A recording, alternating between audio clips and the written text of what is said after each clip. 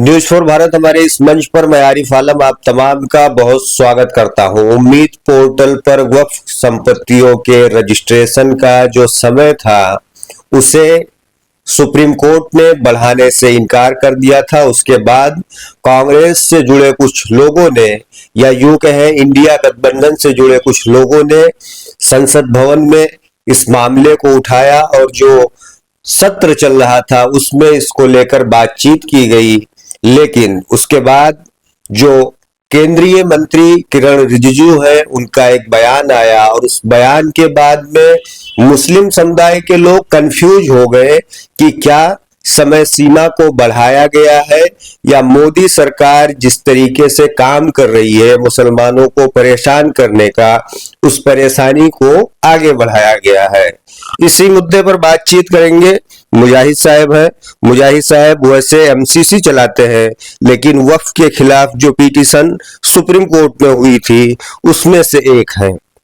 मुजाहिद साहब, सबसे पहला सवाल ये कि अब क्या रास्ते हैं?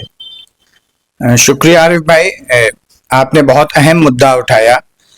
शुरुआत में बहुत सारे मुस्लिम तंजीमों और संगठनों ने इस बात को शेयर करना शुरू कर दिया कि सरकार ने 3 महीने का समय बढ़ा दिया है। कोई समय नहीं बढ़ाया गया है, कोई वक्त नहीं बढ़ा है। सिर्फ उन लोग के लिए जो लोग वेबसाइट पर जाके उन्होंने अपना रजिस्ट्रेशन कराया हो और वो कागज अपलोड कराने में सफल ना हो पाए हों, उन लोगों को 3 महीने तक अपने कागज अपलोड करने के लिए बिना किसी जुर्माने के मौका मिलेगा। बाकी कोई समय सीमा नहीं बढ़ाई गई है।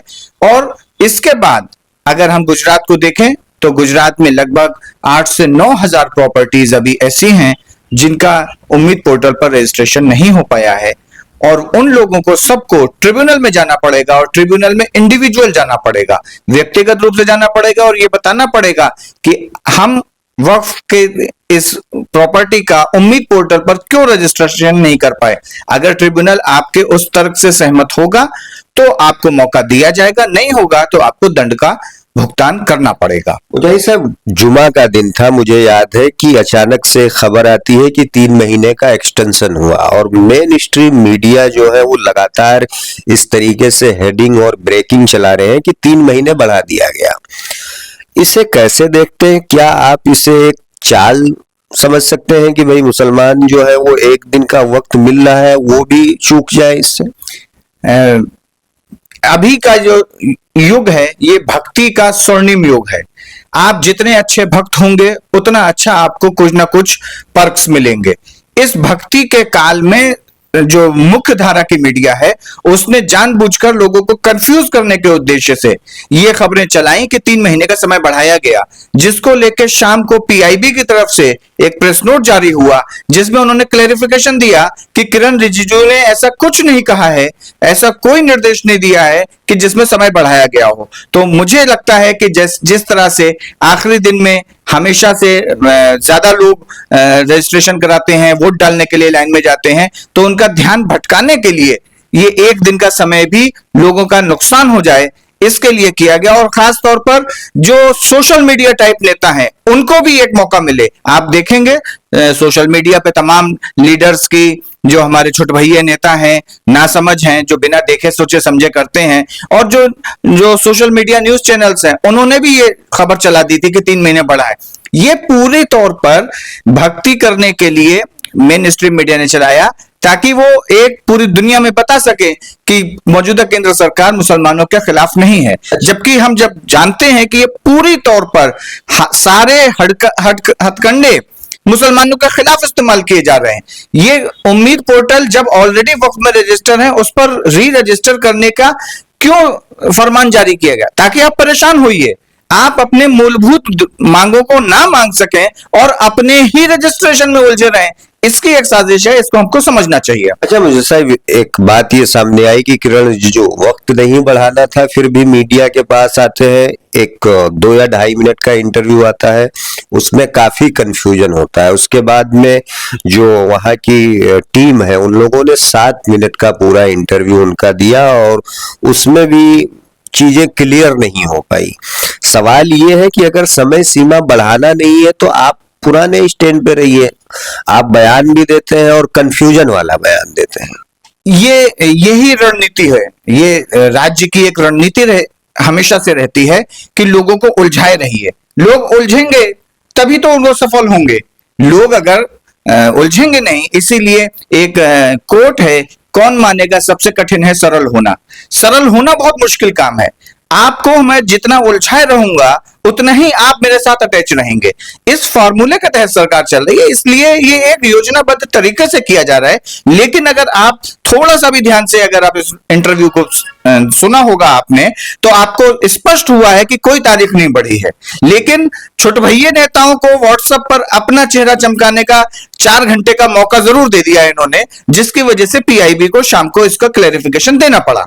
अच्छा, एक सवाल ये है कि जिस तरीके से अब फैसला आया है कि आप ट्रिब्यूनल में जा सकते हैं और 6 महीने आप वहां पर अपने रजिस्ट्रेशन करवा सकते हैं।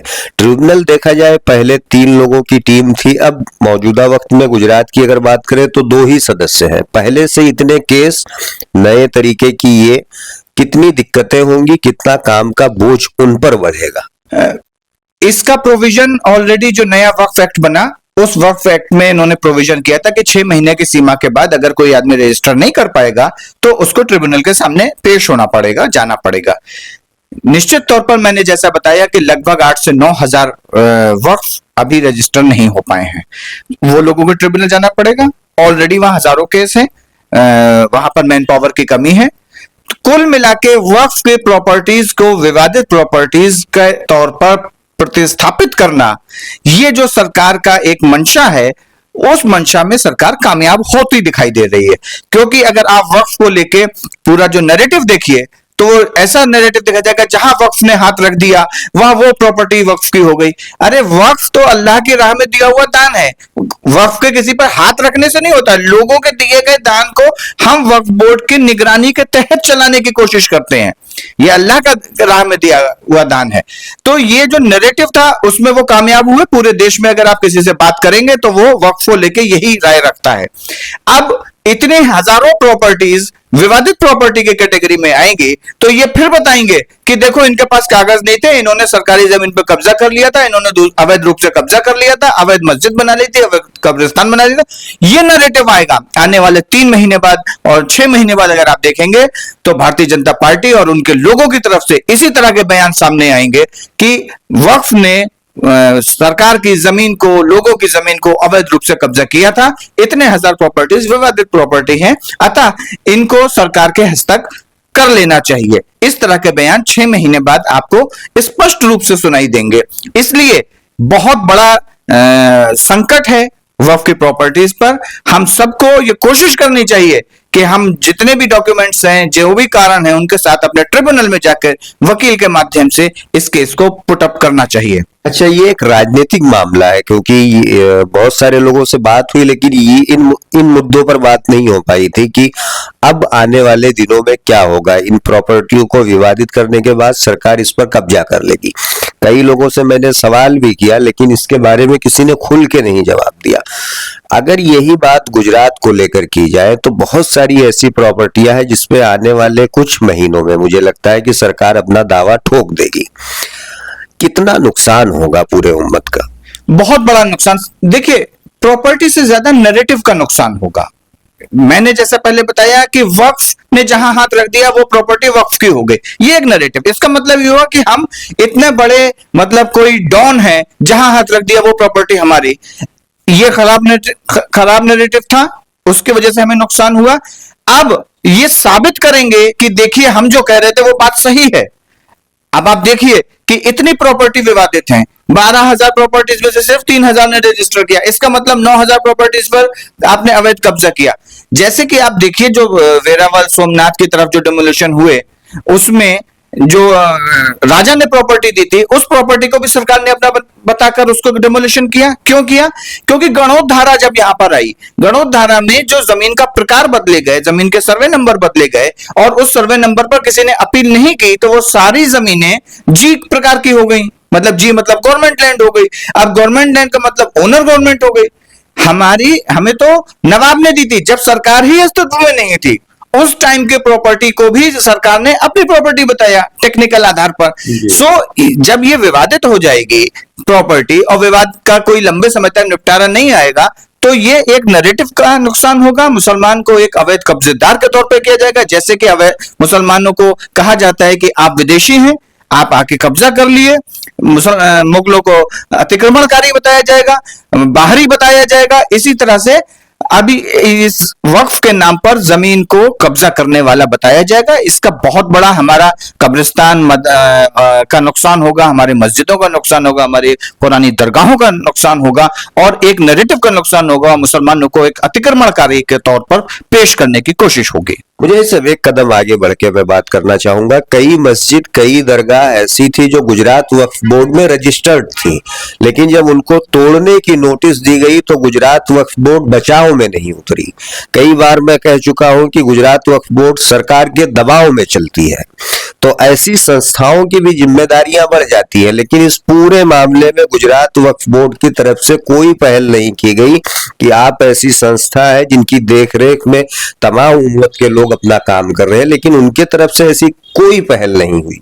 ऐसी संस्थाएं क्या अपनी जिम्मेदारियों को अदा कर रही हैं या सिर्फ सरकार की कठपुतली बनकर बैठी हैं? बहुत महत्वपूर्ण आपने सवाल उठाया। निश्चित तौर पर मैं गुजरात के वक्फ बोर्ड की अगर बात करूं तो ये सीधे तौर पर सरकार की कठपुतली है।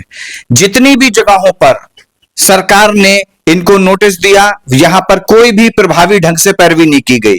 जितनी भी जगहों पर सरकार ने दावा करने की कोशिश की, प्रभावी ढंग से पैरवी नहीं की। नाम मात्र को सिर्फ ये दिखाने के लिए कि हम कोई पैरवी कर रहे हैं, आपको कोई केस ध्यान में नहीं होगा कि वक्फ बोर्ड ने अपना वकील खड़ा करके इस मामले में इस केस की पैरवी की।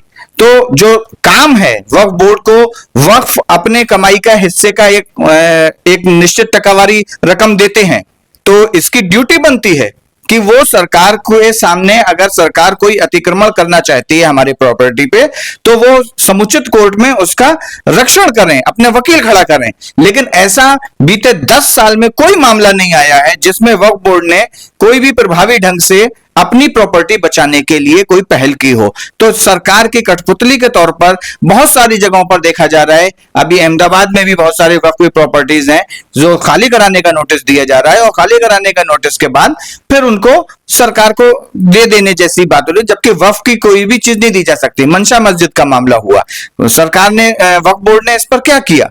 कुछ नहीं किया।